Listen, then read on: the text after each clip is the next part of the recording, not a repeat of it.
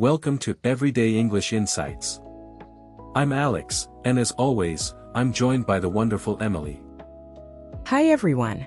I'm so excited to be here. Today we're diving into B2 level daily conversation, which is a really fun stage of learning English. Absolutely. But before we get into the details, Emily, how would you describe the shift from basic, A-level conversation to this intermediate, B2 level? Well, to put it simply, basic English is about survival, ordering food or asking for directions.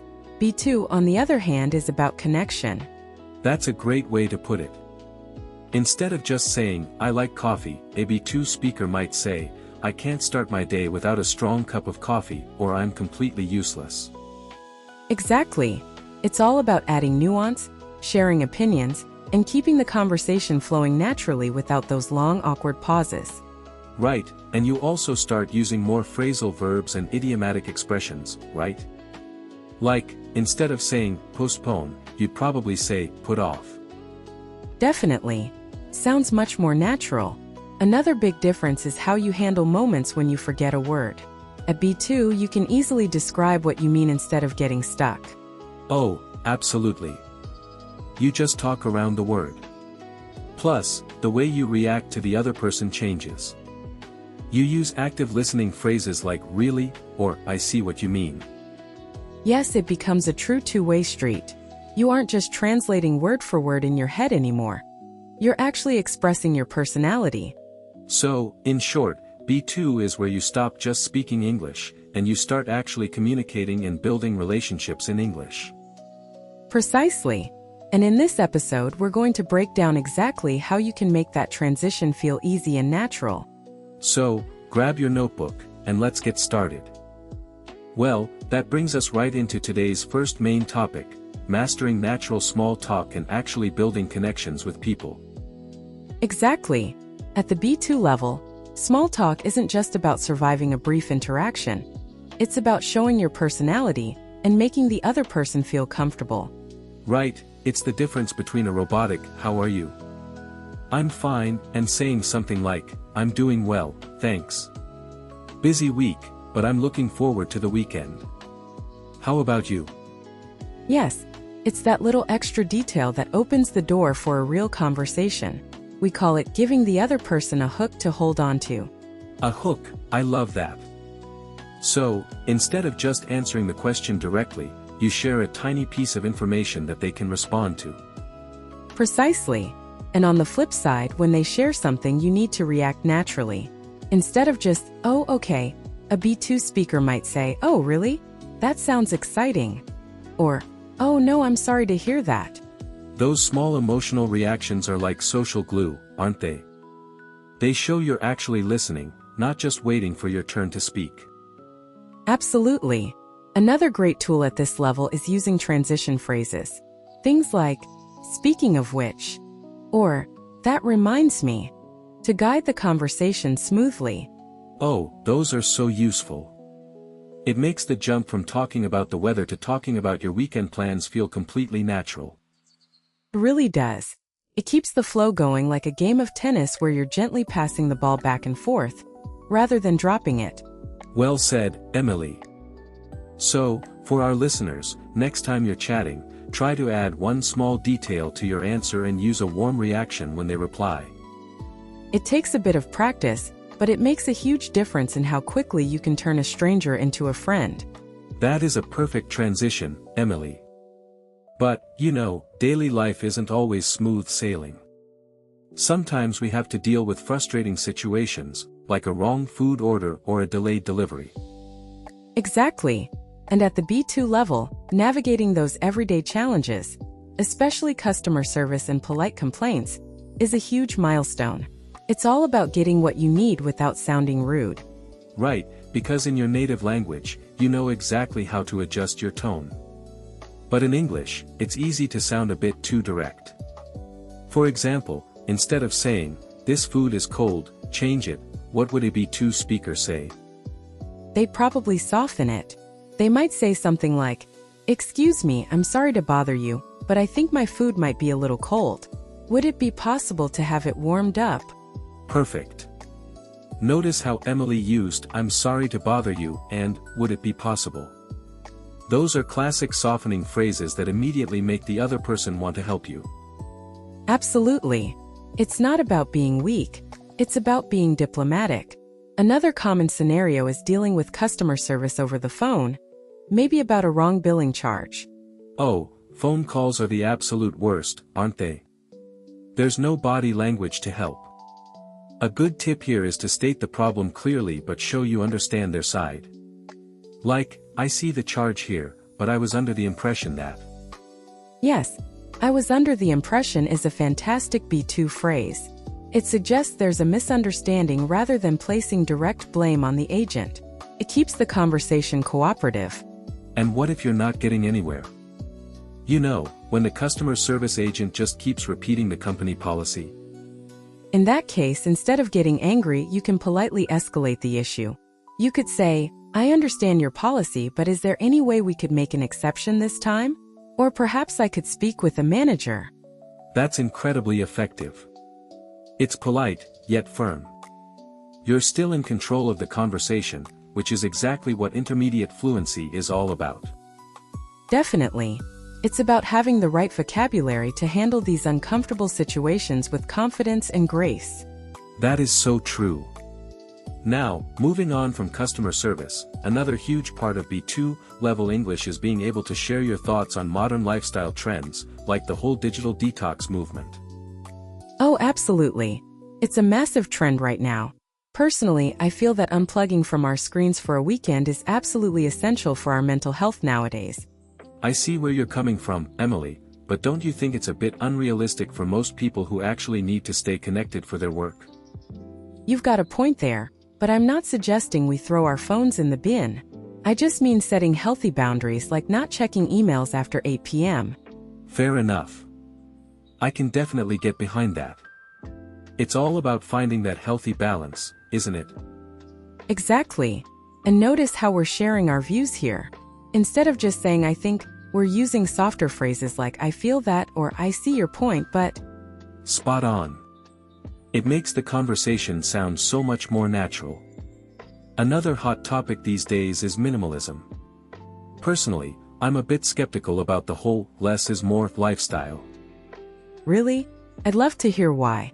I actually lean towards the idea that having fewer physical possessions makes your mind much clearer. Well, to a certain extent, yes. But I feel like some people take it to the extreme, and it becomes more about showing off a perfect, empty room than actually living comfortably. That's a valid point, actually. Some minimalist spaces do look a bit cold and sterile, but I think the core concept of being mindful about what we buy is still really positive. I couldn't agree more on that.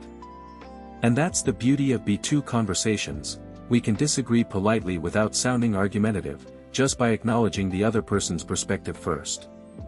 Yes, it's all about that back and forth flow, showing that you're active listening while gently nudging the conversation in a new direction. You make a great point about work, Emily. And actually, thinking about how we describe these daily struggles brings us right into our next topic, using phrasal verbs and idioms naturally. Oh, I love this topic.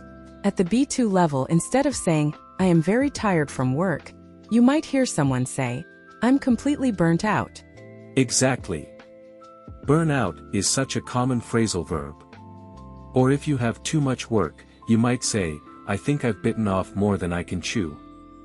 Yes, and what's great about these expressions is that they make you sound so much more like a native speaker. But the key is not to force them into every single sentence. Right, you don't want to sound like a walking dictionary. It's about sprinkling them in. Like, if you meet a friend by chance, you run into them. You don't encounter them unexpectedly. Haha, definitely. I ran into Sarah at the supermarket. Sounds incredibly natural. Another good one for daily life is to catch up. As in, let's grab a coffee and catch up. Oh, I use catch up daily. It just means to get the latest news about each other's lives. It's much warmer than saying, "Let's exchange information about our recent activities." Absolutely. And when you're finished with a long day of work, instead of saying, "I will stop working now," you can say, "Let's call it a day." You hit the nail on the head, Emily. That's another perfect idiom. It shows you understand the rhythm of conversational English. Thanks, Alex. But learners sometimes worry about using them incorrectly. My advice is to start with 3 or 4 that you really like and practice those first. That is excellent advice. Don't try to learn 50 at once. Just pick a few, like run into or call it a day, and get comfortable with them. Exactly. It's all about building confidence step by step, which is what B2 English is truly about. Speaking of work and biting off more than you can chew, that leads us perfectly into our next topic, balancing casual and professional tones in the workplace. Yes, this is a tricky one. At the B2 level, you really need to know how to navigate office relationships. You want to be friendly, but you also need to keep things professional, especially with managers or clients. Exactly. It's the difference between sending a message to a close teammate like, "Hey, got a sec?" and emailing a supervisor, "Hi Sarah, I hope you're having a good week. Do you have a few minutes to chat?" Right. And it's not just about being formal. It's about being respectful of people's time and boundaries. For example, if you need to follow up on a project, how would you phrase that without sounding too pushy? Well, instead of saying, "Why haven't you finished the report?" a B2 speaker might say, "Just wanted to check in on the progress of the report, whenever you get a chance." Ooh, check in on, and whenever you get a chance are perfect. They soften the request so it sounds polite and collaborative rather than demanding. Definitely. And what about when you have to say no to a request from a coworker because you're already swamped? Oh, that's hard. Instead of a blunt "I can't do that," you could say, "I'd love to help out, but my plate is a bit full at the moment. Can we look at this next week?" "My plate is full" is such a great idiom for the workplace. It explains the situation politely without sounding defensive. Really is. It shows you're willing to cooperate, but are managing your workload responsibly. And how about emails? I notice a lot of learners struggle with closing their emails. Best regards can feel a bit stiff sometimes, right? Absolutely. For a semi-casual email to a teammate, "Thanks, best," or even "Have a great weekend" works beautifully. You don't always need to sound like a 19th century lawyer. Very true. Finding that sweet spot between warm and professional is absolutely key to building good workplace relationships at the B2 level. Wow, we've covered so much ground today, Emily. From polite complaints to navigating workplace small talk, B2 English is truly about versatility. Really is, Alex. If I had to sum it up, the shift to B2 is all about moving away from strict textbook rules and starting to play with the nuances of the language. Exactly. It's about showing your personality. So, what would be your number 1 actionable tip for our listeners to build that B2 confidence? Well, my top tip is to start focusing on chunks of language. Instead of learning individual vocabulary words, try memorizing whole phrases or phrasal verbs, like "burn out," or "I see where you're coming from." It makes your speech flow so much more naturally. That's a fantastic point. My advice would be to practice active listening. When you're watching movies or listening to podcasts, pay close attention to how people agree, disagree, or soften their tone, and try to copy them. We call this shadowing. Oh, shadowing is incredibly effective. It really helps with rhythm and intonation. And remember, guys, you don't need to be perfect. Making mistakes is a natural part of the B2 stage. Absolutely. Confidence doesn't mean speaking without errors, it means being comfortable enough to keep the conversation going anyway. Yes, so try to challenge yourself. Next time you're in a store or writing an email, try using a slightly more casual phrasal verb, or practice softening a request. Take those small risks. Step by step, those small risks lead to huge improvements. Well, this brings us to the end of today's episode of Everyday English Insights. It's been so much fun sharing these tips with you all. Thank you so much for tuning in. Don't forget to practice what you learned today, and we'll catch you in the next episode. Bye for now. Bye everyone. Keep practicing and believe in yourself.